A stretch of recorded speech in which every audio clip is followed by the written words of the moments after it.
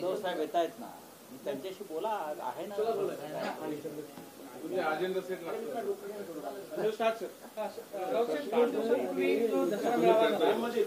एकनाथ शिंदेच्या दसरा मेळाव्यामध्ये रामदास कदमांनी जे आरोप केलेले आहेत त्या आरोपांची बरीच चर्चा होती. बाळासाहेबांचं निधन झालं मात्र हाताचे ठसे घेण्यासाठी 2 दिवस सांगितलं नाही, त्याच्यामध्ये काय तथ्य आहे का?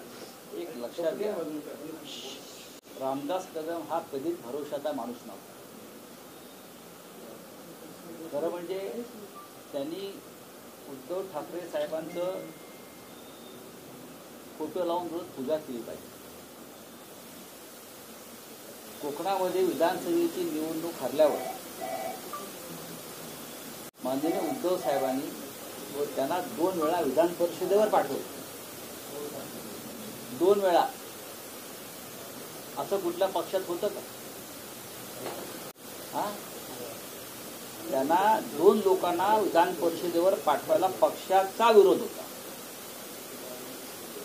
2 लोकांना विधान परिषदेवर सातत्यानं पाठवायला आमच्या पक्षामध्ये विरोध होता. त्यात एक रामदास कदम आणि दुसरा नीलम गोरे.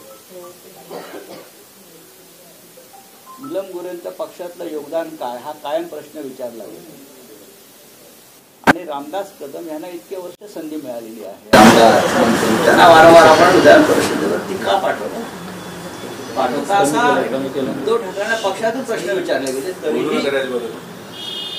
उद्धव ठाकरे हे एक दयाबुद्धीचे ग्रस्त असल्यामुळे आपले ज्येष्ठ सहकारी आहे, आम्ही उद्योजींना ठीक आहे, तर त्यांनी 2 वेळा त्यांना 12 वर्ष विधान परिषदेवरती पाठवलं. आता अशा माणसाला कृतज्ञ राहायला पाहिजे ठाकरे कुटुंबात. पण आता ह्यांना आता ही गरज जी ओळखताय, पण मी तुम्हाला अत्यंत जबाबदारीनं सांगतो की हिंदुहृदय सम्राट बाळासाहेब ठाकरे यांची त्यांच्या मृत्यूनंतर जी विटंबना ही लोक करतायत, विटंबना त्याची जबर किंमत रामदास कदम यांच्यासारख्या लोकांना मोजावी, जबर किंमत मोजावी. आणि मी हे अत्यंत जबाबदारीनं सांगतो.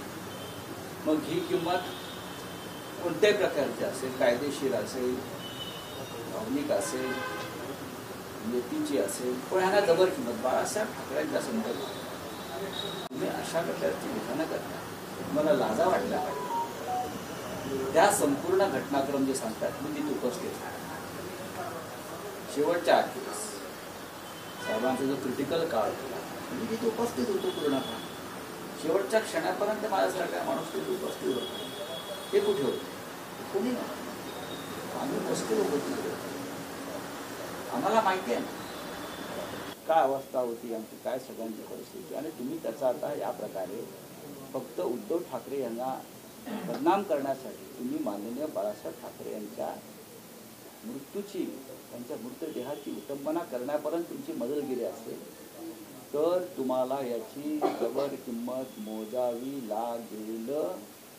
12 वाजता आज शिवसेना भवनामध्ये अनिल परब यांची पत्रकार परिषद आहे. ते काय बोलतात ते ऐका. कायदेशीर म्हणजे तुम्ही अनिल परब यांची एक महत्वाची पत्रकार परिषद या संदर्भात आहे.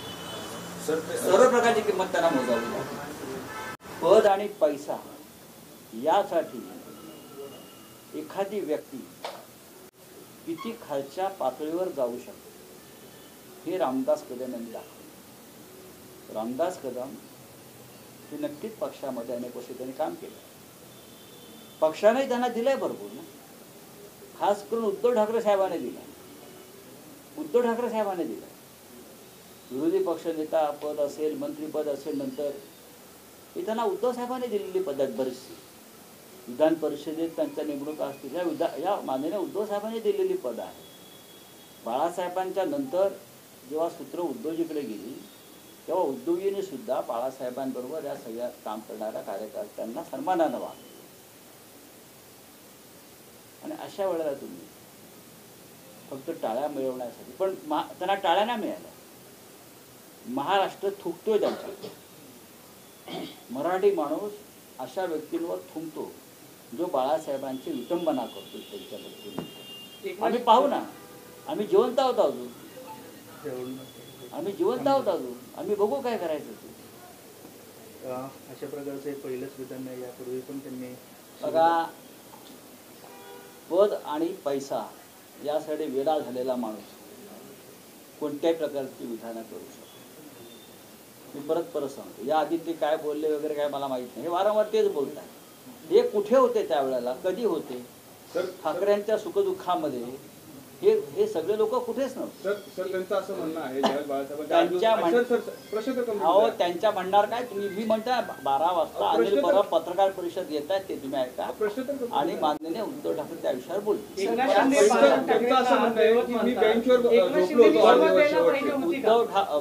जे पक्ष सोडून गेलेले आहेत ते बाळासाहेब ठाकरेंना कधीच दैवत मानू शकत नाही. एकनाथ शिंदेपासून जे काय आता लोक भाजपच्या चरणी विलीन झालेले आहेत, मोदींच्या चरणी विलीन झाले, अमित शहाच्या जोड्यांची पूजा करतात शस्त्र म्हणून. बरं का, शस्त्र म्हणून अमित शहाच्या जोड्यांची पूजा केली या लोकांनी. हे बाळासाहेब ठाकरेंना दैवत मानणाऱ्यांचं काम नाही. आज माननीय शिवसेना पक्ष प्रमुख उद्धव ठाकरे पुण्यात येत आहेत, लोणावळ्यापर्यंत पोहोचलेले आहेत, वेळेत येतील. पत्रकारांशी संवाद सगळ्यात आधी तुमची व्यवस्था आली. पुणे महानगरपालिकेसाठी काही तयारी रणशिंग फुकलं जाईल, कारण मुंबई पुणे हे महत्वाचे शहर आहेत. मुंबई, ठाणे, नवी मुंबई, कल्याण डोंबिवली, नाशिक, पुणे, संभाजीनगर या महत्वाच्या महानगरपालिका नक्कीच आहेत. आणि त्यासाठी आम्ही राज ठाकरे, महाविकास आघाडीतले काही प्रमुख घटक पक्ष त्यांची एकत्र चर्चा सुरू आहे. कुठे कोणाबरोबर कसं लढायचं या संदर्भात सविस्तर चर्चा आमच्या बैठका सुरू आहे. दिनानिमित्त प्रकाश आंबेडकरांच्या वंचित बहुजन आघाडीची मोठी सभा पुढे पार पडली. त्यात ओबीसी आरक्षणाचा महत्वाचा मुद्दा जो आहे ना तो त्यांनी मांडलाय की आरएसएस आणि भाजपने गेल्या अनेक वर्षांपासून ओबीसी समाजाला, ओबीसी आरक्षणाला विरोध केलाय. हे खरे दुश्मन जे आहेत ओबीसीचे आरएसएस आणि भाजप आहे, वंचित शिवाय पर्याय नाही आरक्षणाला, असं त्यांचं म्हणणं असं आहे की प्रकाश आंबेडकरांची भूमिका ही कायम असते, ती मांडत असतात, पण त्यांची भूमिका ही कायम संघ आणि भाजपला मदत होईल अशीच निवडणुकीची असते. हे पण तेवढंच. राज्याचे मुख्यमंत्री देवेंद्र फडणवीस म्हणाले की दसरा मेळाव्यामध्ये उद्धव ठाकरेंनी जे भाषण केलं ज्याच्यामध्ये मदतीवर कोणतीच चर्चा झाली नाही, माझे 1000 रुपये उद्धव ठाकरेंनी वाचवलेले आहेत. फार कंजूस माणूस आहे हा, फार कंजूस माणूस. त्यांनी पेशव्यांचा आदर्श घ्यायला पाहिजे. फार बिल्डार माणसं होती पेशवे, नाना फडणवीस वगैरे.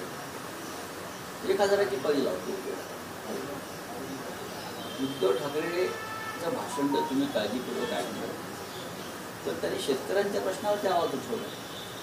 शेतकऱ्यांना कशा प्रकारची मदत द्यायला हवी.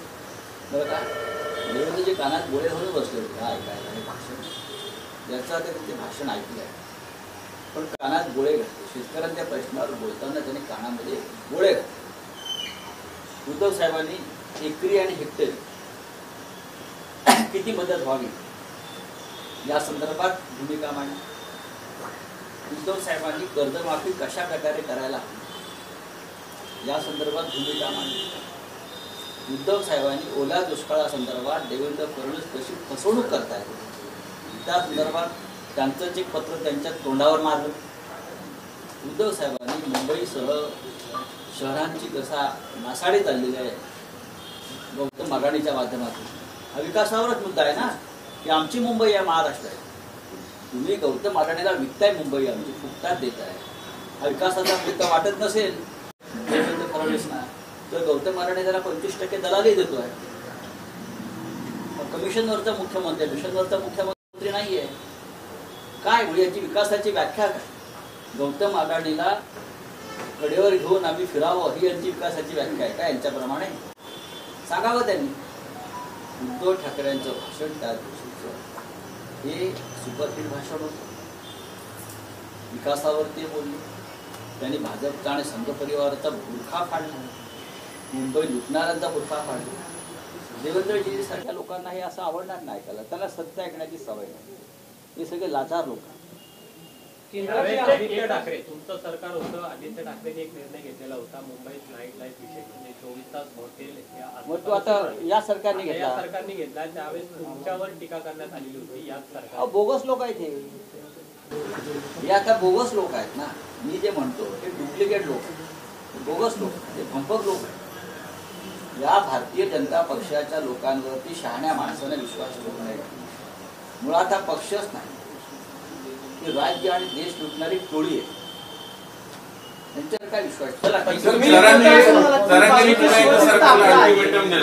दसरा मेळाव्याच्या भाषणामध्ये तुम्ही असं म्हणालात की हे शिवतीर्थ आपलं आणि बाजूचंही शिवतीर्थ आपलं आहे. आमचंच आहे, भावनिक दृष्ट्या ते आमचंच आहे.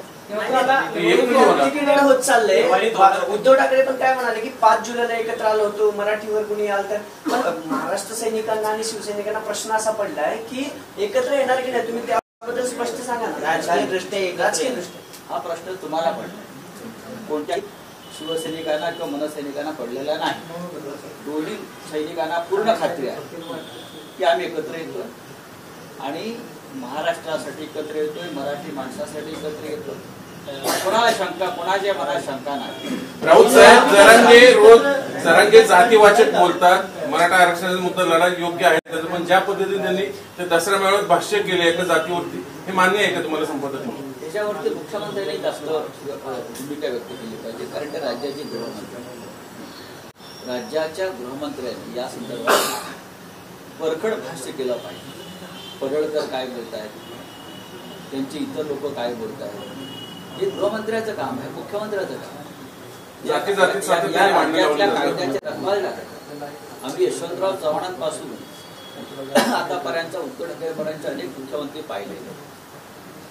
इतका बोलसट आणि खुलसट मुख्यमंत्री महाराष्ट्राने कधी पाहिला. त्यांना फक्त शिवसेनेला कसं खतम करता येईल हा एक अजेंडा ते राबवत आहे आणि मराठी माणसाची जास्तीत जास्त कशी अवहेलना करता येईल या पलीकडे त्यांचं खातं कोणतेही काम करत नाही. महाराष्ट्रात असंख्य प्रश्न आहेत, काय करता येईल? ओबीसी नेत्यांची बैठक बोलवली आहे. सगळे प्रश्न झाला परवा एकनाथ शिंदे यांचा होता तो लॉक करण्यात आलेला होता, म्हणजे नागरिकांना बाहेर जायचं होतं पण जाता येत नव्हतं. मुळात तो दसरा मेळावा, मी वारंवार दसरा मेळावा मुंबईमध्ये फक्त बाळासाहेब ठाकरे यांच्या शिवसेनेचा असतो. तिथे शस्त्रपूजा होते, तिथे राज्याला देशाला एक मार्गदर्शन केलं जातं, तो शिवतीर्थावर. आता बाकी इतर लोक काय कुठे काय सभा घेत असला मेळावा काय लोकांना बाहेर जायला एक दिवस लोक त्यांनाही कोंडून ठेवणार आहेत. एकनाथ शिंदे आणि त्यांच्या लोकांना बाहेर जाऊ देणार नाही आणि मग ते येतील असे ते कुठला सिनेमा तो शहनशाहमध्ये. परत एकदा निवडणूक पार्श्वभूमीवर पंतप्रधान आणि गृहमंत्री राज्याच्या दौऱ्यावर आहे त्या आठवड्यामध्ये मुंबईमध्ये येत आहेत. नवीन मुंबई विमानतळ असेल, मेट्रो 3च्या कामाचं उद्घाटन करतात. तुम्ही मागणी केली होती की मराठवाड्यामध्ये येऊन एकदा पूरग्रस्त पाहणी करून आले का? आम्ही विकासावर बोलावा अशी अपेक्षा आहे ना मुख्यमंत्र्यांची. त्यांनी त्यांच्या प्रधानमंत्र्याला सांगा. राऊत साहेब, लाडक्या पुण्यात सांगतो ना, खरं म्हणजे मराठवाड्यातल्या शेतकऱ्यांसाठी त्यांनी पॅकेज जाहीर करणं गरजेचं. प्रत्येक गोष्टीचं राजकारण करायचं असल्यामुळे प्रधानमंत्री मुंबईत कधी येतात म्हटलं पुढच्या 2 आठवड्यात पुढल्या 2 आठवड्यात येऊन ते स्वतःच काहीतरी एखादी घोषणा करण्याची शक्यता. आम्ही राजकारण बाकी काय आहे ना. आज शेतकरी म्हणतो त्याला काय नाही, 15 दिवसाने मी येईल, 20 दिवसाने मी येईल आणि त्यानंतर महिने दे दिया असं काहीतरी ती घोषणा करून ते राजकारण करतील. आणि खरं म्हणजे राज्याच्या मुख्यमंत्र्यांना पण तिथे बेशर्मीचा अंत होतो, तिथे भाजपचं राजकारण सुरू होतं. बिहारच्या राजकारणाच्या पार्श्वभूमीवर 10,000 रुपये लाडक्या बहिणीला द्यायचा विचार केलाय. कंपनी झाली नाही सर, मागच्या निवडणुकीत आठवत असेल की पंतप्रधानांनी बिहारच्या भाषणात 1 लाख किती दिवस 8,000 रुपये दिलं नाही, पण मराठवाड्याला मात्र दुजाभाव केला जातोय का? कारण एकही पॅकेज 1 रुपयाचं मराठवाडा काय, मी महाराष्ट्राच्या बाबतीत मुंबईच्या बाबतीत तर सांगतो, मी पुण्याच्या बाबतीत बोलेल. या पुण्याच्या मेट्रोच्या कामामध्ये भारतीय जनता पक्षाच्या लोकांनी 12,000 कोटी रुपये खाल्ले. ते माहिती आहे का तुम्हाला? मेट्रोची कामं कंत्राट कोणाला मिळाली आहे? चेक करा. 12,000 कोटी रुपयाचा मलिदा भारतीय जनता पक्षाच्या आणि 2 शिंदे गटाचे लोक आहेत. हा 12,000 कोटी रुपयाचा मलिदा पुण्यातल्या मेट्रोच्या कामामध्ये या 4-5 लोकांनी खाल्लेला आहे. तुम्ही पाटील सर पुण्याच्या गुन्हेगारीवरून बोलले होते. अजून काही कारवाईसारखा एखादा बघा, पुण्यातलं जे प्रशासन आहे ते 3 टोळी प्रमुखांनी वाटून घेतले.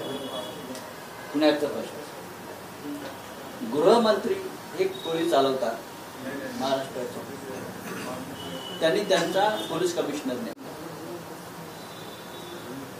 कळलं? त्यानंतर नगरविकास मंत्र्यांची एक टोळी आहे, त्या टोळीला त्यांचा पालिका आयुक्त नेमला. आणि तिसरी टोळी अजितदादा पवारची, त्या टोळीनं त्यांचा कलेक्टर आणि विभागीय अशा तऱ्हेने या टोळी प्रमुखांनी त्यांचे 3 इकडले मुख्य कलेक्टर्स नेमले पैसे गोळा करणार. अशा तऱ्हेने या पुण्यामध्ये सगळं आबादी आपण चालू.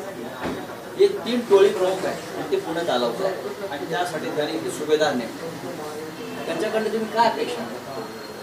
ज्या पुण्यातला पोलीस आयुक्त जो आहे याची संपूर्ण कारकीर्द आपण पाहिली असेल, त्याच्या कुटुंबाची कारकीर्द पाहिली असेल, नागपूर पासून त्यांची कारकीर्द पाहिली असेल, त्यांच्याकडनं कोणते भरीव काम झालेले नाही. ते भाजपचे कार्यकर्ते आहेत, त्यांचं कुटुंब हे अधिकृतपणे भाजपचे कार्यकर्ते. पुण्यात त्यांना कधीतरी ते प्रसिद्धीसाठी झेंडे काढतात लोकांचे. सध्या त्यांचा एक आहे, मुख्यमंत्र्यांचा जसा ताफा असतो त्या ताफ्याच्या पद्धतीने म्हणजे रस्ते बंद केले जातात, पोलीस रस्ते बंद केले जातात 10-15 मिनिटं.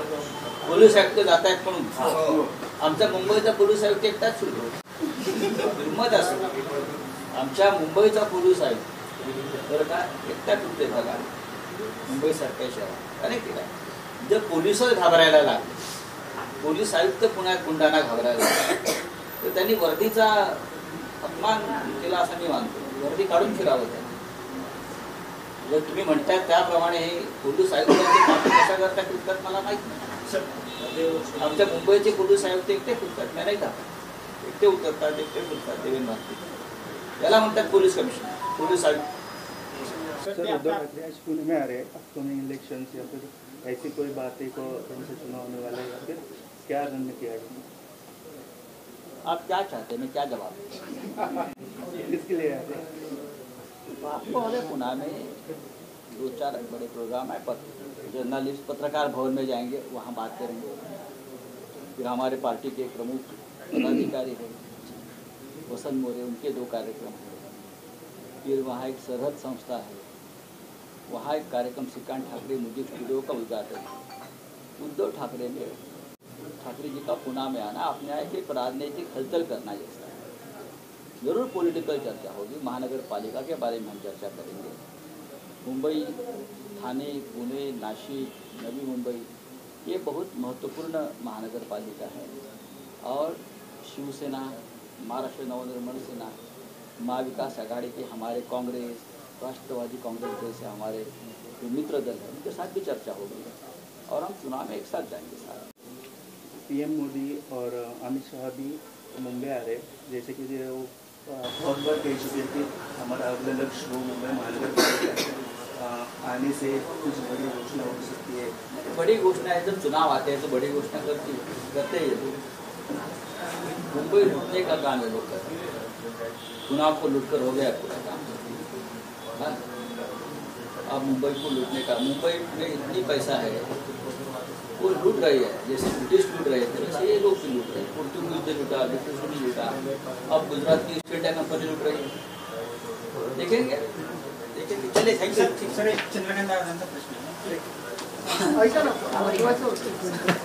विधिमंडळाचं